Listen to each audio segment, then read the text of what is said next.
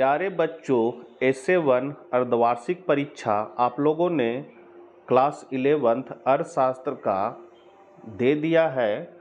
Art, science, commerce तीनों का same ही question economics का आया हुआ था।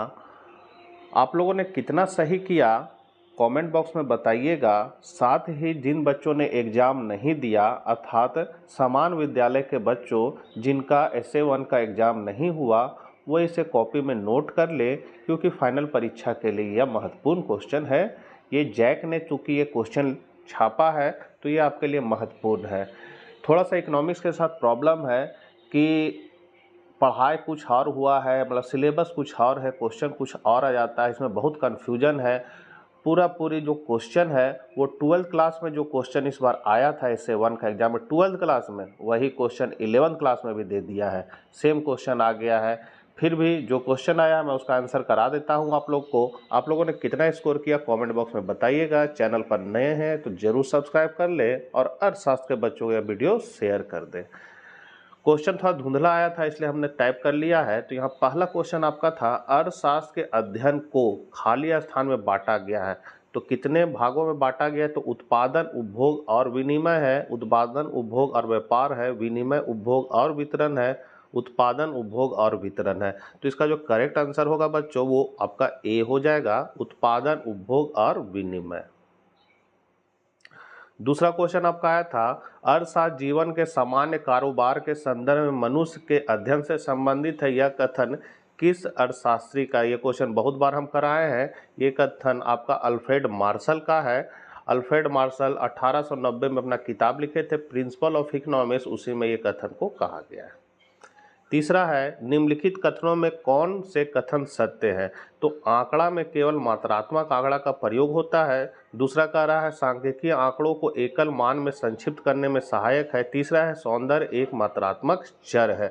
तो यहाँ पर जो आपका करेक्ट आंसर जो बोल रहा है सत्य जो है वो आपका हो जाएगा केवल दूसरा, मतलब ए। चौथा नंबर है, अर्थशास्त्र का जनक किस अर्थशास्त्री को कहा जाता है? तो हम लोग सभी जानते हैं एडम स्मिथ को अर्थशास्त्र का जनक कहा जाता है। 1776 में इन्होंने किताब लिखा था वेल्थ ऑफ नेशन। पांचवा है, निम्नलिखित में से किस विधि से आंकड़ा संग्रह किया जाता है? तो आंकड़ा संग्रह करने का जो विधि है वो है डाक विधि, व्यक्तिगत साक्षात्कार और टेलीफोन तीनों है, इसलिए आपका डी हो जाएगा इनमें से सभी। स्वतंत्र भारत में पहली बार जनगणना कब हुई थी? तो जो पहली बार जनगणना हुई थी वो हुआ था आपका 1951 को। तो छठा का यहाँ पर डी हो जाएगा।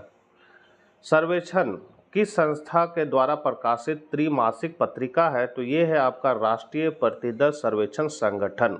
तो यहाँ पर सातवां का आपका जो है सी हो जाएगा। बहुविकल्पीय प्रश्न के उत्तरों के कितने विकल्प दिए जाते हैं? तो ये जो आपका क्वेश्चन एग्जाम का आया है वो क्या है? बहुविकल्प है। और बहुविकल्प में कितना ऑप्शन रहता है? तो यहाँ पर 3 या 3 से अधिक है, मतलब 4 ऑप्शन है। तो इसका आपका करेक्ट आंसर डी हो जाएगा, 3 या अधिक। आंकड़ा संग्रह की कौन सी विधि निरक्षरों के लिए अनुपयुक्त है? निरक्षरों के अनुपयुक्त जो है वो है आपका डाक प्रश्नावली। चूँकि डाक प्रश्नावली में है कि लिखना पढ़ना पड़ता है क्वेश्चन का आंसर को, और वो चूँकि निरक्षर है तो इसके लिए क्या है? अनुपयुक्त है। तो यहाँ पर आपका 9वां का सी हो जाएगा। 10वां है, अप्रतिचयन त्रुटि का क्या कारण हो सकता है? तो इसका मुख्य कारण जो है वो आपका हो सकता है प्रतिदर्श का छोटा आकार। 11 है, जनसंख्या को लिंग और रोजगार के आधार पर वर्गीकरण किस प्रकार के वर्गीकरण का उदाहरण है?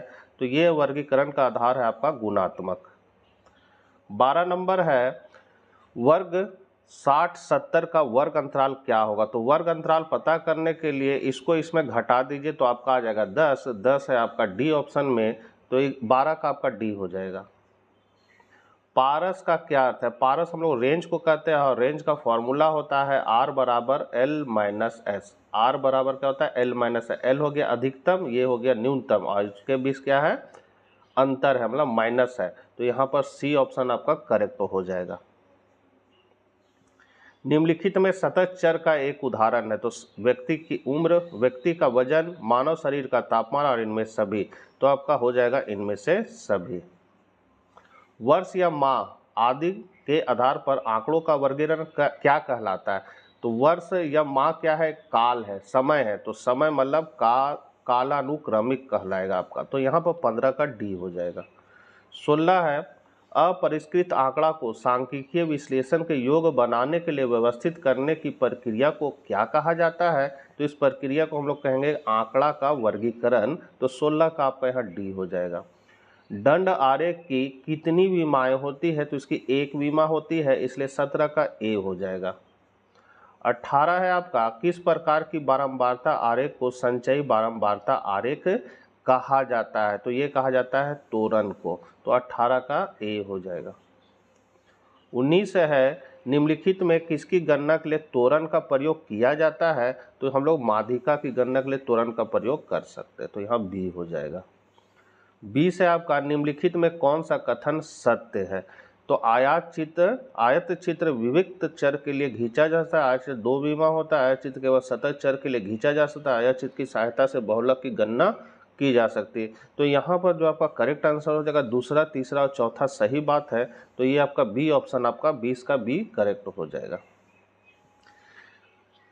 यहाँ से जो है क्वेश्चन, ये 21 नंबर क्वेश्चन 12th का एसए 1 में आया और आप लोग को 11th एसए 1 का एग्जाम में भी सेम यही क्वेश्चन आया है कि निम्नलिखित में से अमूर्त वस्तु का उदाहरण कौन है? तो अमूर्त वस्तु है जिसको हम लोग माप तौल सकते हैं, देख सकते हैं। तो कपड़ा को क्या कर सकते हैं? माप सकते हैं। घड़ी को भी माप सकते हैं, मतलब तौल सकते हैं। कलम को भी माप तौल सकते हैं, गिन सकते हैं।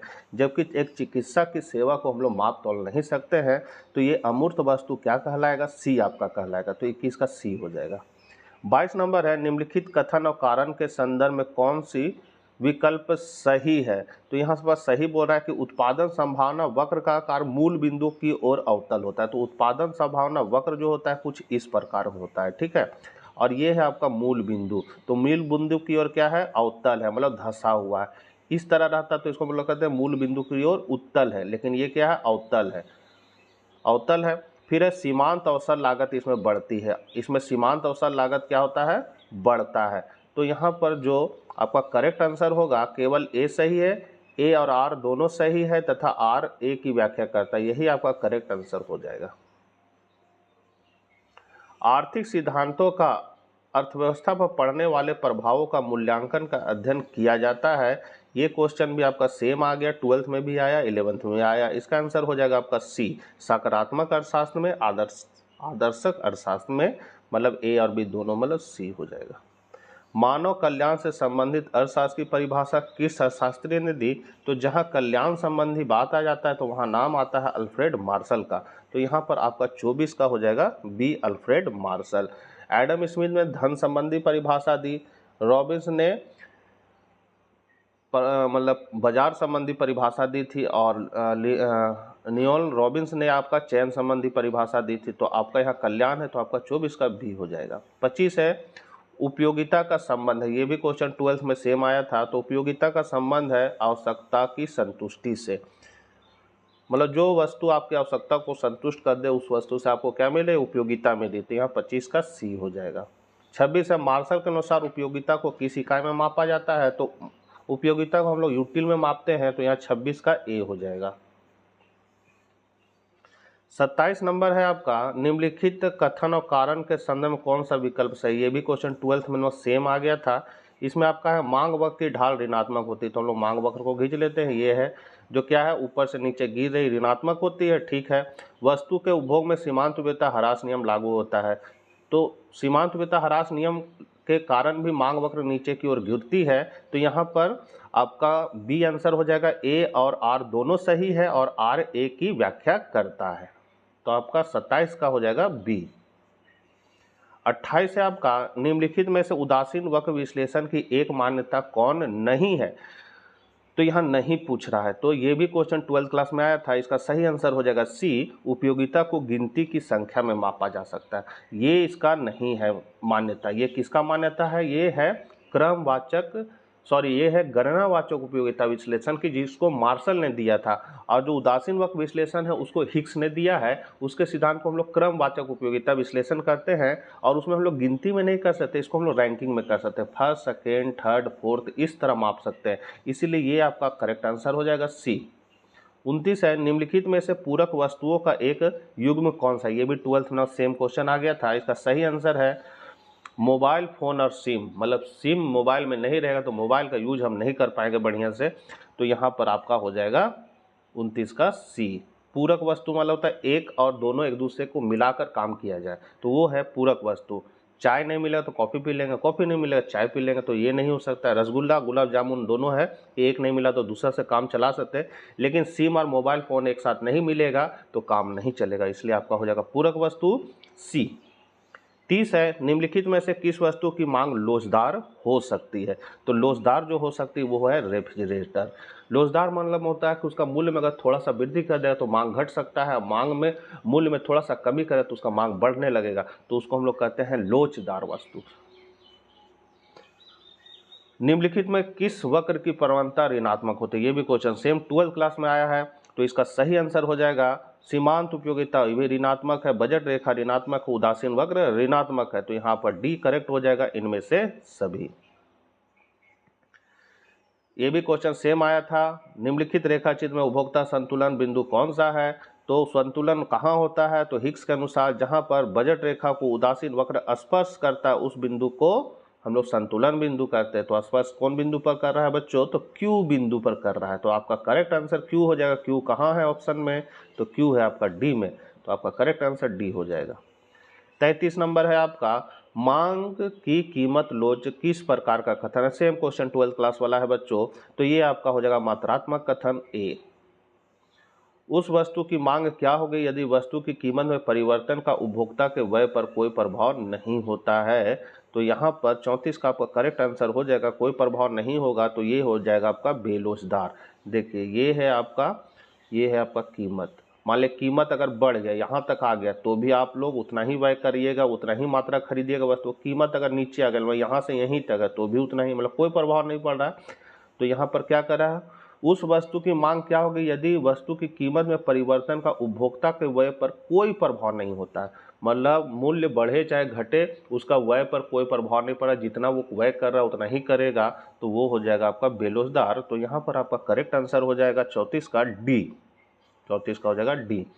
35 नंबर है, निम्नलिखित कथनों में से सही कथन कौन से? तो घटिया वस्तु की मांग वक्र की ढाल धनात्मक होती है, ठीक बात है। घटिया वस्तु में मांग, ठीक है।